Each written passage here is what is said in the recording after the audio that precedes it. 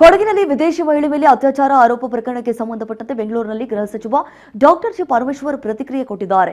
ಆರೋಪಿಗಳ ವಿರುದ್ಧ ಕಠಿಣ ಕ್ರಮವನ್ನ ತೆಗೆದುಕೊಳ್ಳುತ್ತೇವೆ ಅಂತ ಹೇಳಿ. ಯಾಕಂತಂದ್ರೆ ಪ್ರಕರಣ ಮುಚ್ಚಿ ಹಾಕಲು ಯತ್ನಿಸಿರುವಂತಹ ಶಂಕೆ ಕೂಡ ಮೇಲ್ನೋಟಕ್ಕೆ ವ್ಯಕ್ತವಾಗ್ತಾ ಇದೆ ಎನ್ನುವಂತಹ ಸ್ಟೇಟ್ಮೆಂಟ್ ಗೃಹ ಸಚಿವ ಡಾಕ್ಟರ್ ಜಿ ಪರಮೇಶ್ವರ್ ಅವರದ್ದು. ಸೊ ಎಲ್ಲಾ ಆಯಾಮಗಳಲ್ಲೂ ಕೂಡ ಈಗ ಪ್ರಕರಣದ ತನಿಖೆ ಕೂಡ ಆಗ್ತಾ ಇದೆ. ತನಿಖೆಯನ್ನ ಮುಂದುವರೆಸಿದ್ದೇವೆ. ಯಾರು ತಪ್ಪಿತಸ್ಥರಿದ್ದಾರೆ ಕಾನೂನು ರೀತಿಯಾದಂತಹ ಕ್ರಮವನ್ನ ಅವರ ವಿರುದ್ಧವಾಗಿ ಕೈಗೊಳ್ಳುತ್ತೇವೆ ಅನ್ನುವಂಥದ್ದು ಇಲ್ಲಿ ಡಾಕ್ಟರ್ ಜಿ ಪರಮೇಶ್ವರ್ ಅವರು ಕೊಟ್ಟಂತಹ ರಿಯಾಕ್ಷನ್. ಪೊಲೀಸರು ಆರೋಪಿಗಳನ್ನ ಹಿಡಿಮುರಿ ಕಟ್ಟಿದ್ದಾರೆ, ವಿಚಾರಣೆಗೂ ಕೂಡ ಒಳಪಡಿಸಿದ್ದಾರೆ. ಈಗಾಗಲೇ 19ನೇ ತಾರೀಕು ಈ ಒಂದು ಪ್ರಕರಣ ಆಗಿರುವಂಥದ್ದು. ಅಷ್ಟು ದಿನ ಏನ್ ಮಾಡ್ತಾ ಇದ್ರಿ? ನಿಮ್ಮ ಗಮನಕ್ಕೆ ಬರ್ಲಿಲ್ವಾ? ಅಥವಾ ಸಂತ್ರಸ್ತನೇ ದೂರು ಕೊಟ್ಟಿರ್ಲಿಲ್ವಾ? ಈ ರೀತಿಯಾಗಿ ಎಲ್ಲ ಆಯಾಮಗಳಲ್ಲಿ ಕೂಡ ಪ್ರಕರಣದ ತನಿಖೆ ಆರಂಭ ಆಗಿದೆ. ಸೊ ಪೊಲೀಸರು ಫೈನಲಿ ಆರೋಪಿಗಳನ್ನ ಬಂಧಿಸಿದ್ದಾರೆ. ಈಗಾಗಲೇ ಒಂದು SOPಯನ್ನು ನಾವು ಎಲ್ಲ ಸರ್ಕ್ಯುಲೇಟ್ ಮಾಡಿದ್ದೇವೆ. ಇದೇನು ಹೊಸದಾಗಿ ಮಾಡಿರ್ತಕ್ಕಂಥದ್ದೆಲ್ಲ ನಮ್ಮ SOP ಸರ್ಕ್ಯುಲೇಟ್ ಮಾಡಿರೋದು. ಅವರು ಅದರ ಪ್ರಕಾರ ಕ್ರಮ ಮಾಡಬೇಕು.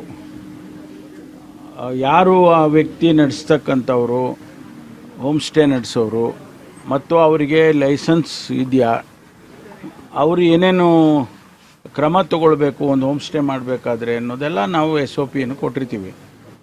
ಅದನ್ನು ಮೀರಿ ಇಂಥ ಘಟನೆಗಳಾದಾಗ ಕಾನೂನು ಪ್ರಕಾರ ಕ್ರಮ ತಗೊಳ್ಳೇಬೇಕಾಗ್ತದೆ. ಅದು ಗೊತ್ತಾದ ತಕ್ಷಣ ಪೊಲೀಸ್ನವರು ಅವರನ್ನು ಅರೆಸ್ಟ್ ಮಾಡಿದ್ದಾರೆ. ಕಾನೂನು ಪ್ರಕಾರ ಇನ್ಮೇಲೆ ಅವ್ರಿಗೆ ಕ್ರಮ ತಗೊಳ್ತಾರೆ.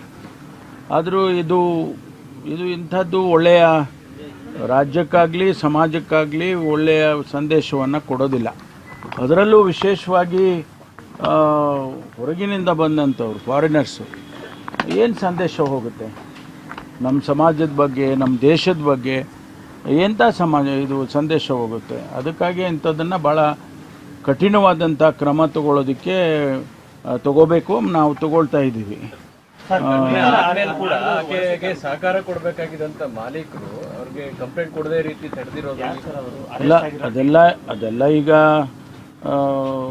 ಘಟನೆ ಆದಮೇಲೆ ಅದನ್ನು ಮುಚ್ಚು ಹಾಕೋದಕ್ಕೆ ಪ್ರಯತ್ನ ಮಾಡಿದ್ದಾರೆ ಅಂತ ಅನಿಸುತ್ತೆ. ಆದರೆ ಪೊಲೀಸಿಗೆ ಗೊತ್ತಾದ ತಕ್ಷಣ ಅವ್ರನ್ನ ಈಗ ಸೆಕ್ಯೂರ್ ಮಾಡಿ ಅವರಿಗೆ ಜುಡಿಷಿಯಲ್ ಕಸ್ಟಡಿಗೆಲ್ಲ ಕೊಟ್ಟಿದ್ದಾರೆ. ಅಲ್ಲ, ಡೀಟೇಲ್ಸು ನನಗೆ ಅದನ್ನು ತೊಗೊಂಡು ಹೇಳ್ತೀನಿ. ನಾನು ಜಾರ್ಖಂಡ್ನವರು ಅಂತ ಹೇಳ್ತಿದ್ದಾರೆ, ಬಟ್ ಅದು ವೆರಿಫೈ ಮಾಡಬೇಕು.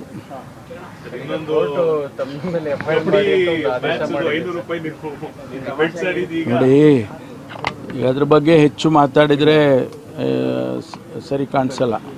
ನಾನು ಅದನ್ನು ಲೋಕಾಭಿರಾಮವಾಗಿ ಏನೋ ಒಂದು ಅಲ್ಲಿ ಕಬಡ್ಡಿ ಆಟ ನಡೀತಿದ್ದಂಗೆ ಸಂದರ್ಭದಲ್ಲಿ ಈಗ ನಮ್ಮಲ್ಲೆಲ್ಲ ಹಳ್ಳಿಗಳಲ್ಲೆಲ್ಲ ನಾವು ಮಾತಾಡುವಾಗ ಹಾಗೆ ಲೋಕಾಭಿರಾಮವಾಗಿ ಮಾತನಾಡಿದ್ದೇನೆ. ಅದು